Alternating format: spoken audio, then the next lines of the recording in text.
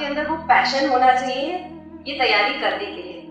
अब ये नहीं कि आपने सिलेबस देख लिया, आपने प्रीवियस ईयर क्वेश्चन पेपर्स देख लिया, आपको सारा पता है, आपको पैटर्न पता है, आपको पता है कि किस तरह से पढ़ना है, लेकिन जब आप एक्चुअली पढ़ने बैठते हैं तो ये नहीं कि मुझे अच्छा आधे घंटे में ये टॉपिक खत्म करना है, अगले 1 घंटे में ये करना है, इस हफ्ते में ये पूरा सब्जेक्ट खत्म करना है।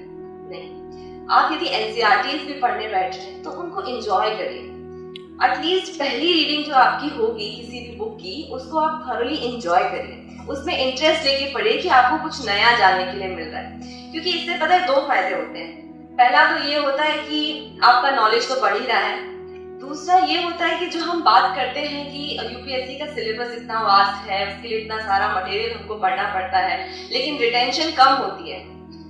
तो आप यदि इतना इंटरेस्ट लेके कोई सब्जेक्ट को पढ़ेंगे, उसकी रिटेंशन बहुत ज्यादा होगी, आपको चीजें बहुत अच्छे से याद रहेंगी। और मेरा सिर्फ एक ही मानना है कि इस एग्जाम को क्लियर करने के लिए आपको सिर्फ एक बेसिक चीज चाहिए कि आपको जितना भी सिलेबस है उसमें जो भी कॉन्सेप्ट्स है उनकी क्लैरिटी होनी चाहिए।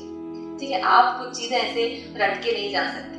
अभी एक अंकल मिले तो उन्होंने बोला कि इस बार का प्रीलिम्स का बहुत ही अलग आया था पेपर पिछले बार के हिसाब से।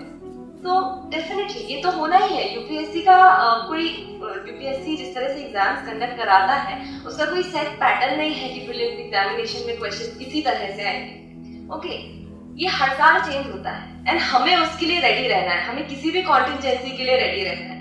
लेकिन हम ऐसा रेडी कब रह पाएंगे? तभी जब हमारे कॉन्सेप्ट्स इतने क्लियर होंगे कि उस टॉपिक से किसी भी तरह से क्वेश्चन पूछ लिया जाए हमें आना चाहिए।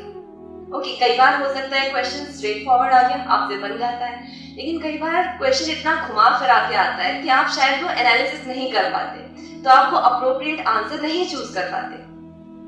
तो फोकस हमारा कॉन्सेप्चुअल क्लैरिटी पे होना चाहिए, और वो करने के लिए आपको अपने जो सब्जेक्ट आप पढ़ रहे हैं उसमें इंटरेस्ट लेके पढ़ना होगा। ये नहीं कि आपको सिर्फ सिलेबस खत्म करना है तो आपको उस हिसाब से आपकी पढ़ाई होनी चाहिए।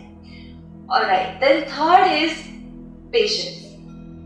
सर ने बताया कि इसके लिए कितना लंबा ड्यूरेशन की हमको तैयारी करनी पड़ती है। ओके, प्रीलिम्स एग्जामिनेशन जब जून में होता है तो हमें पिछले जून से पढ़ाई करना चालू कर देना होता है।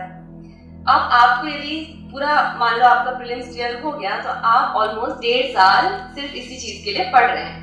अब उतना पढ़ने के लिए आपको रोज उठना है सुबह, ठीक है, आपको अपना एक दिन भर के लिए शेड्यूल सेट करना है कि आज आपको इतने टॉपिक्स करने हैं, और पूरे पैशन और एनर्जी के साथ दिन भर बिना कुछ और चीज के बारे में सोचे आपको सिर्फ पढ़ाई करनी होती है। ये चीज हम एक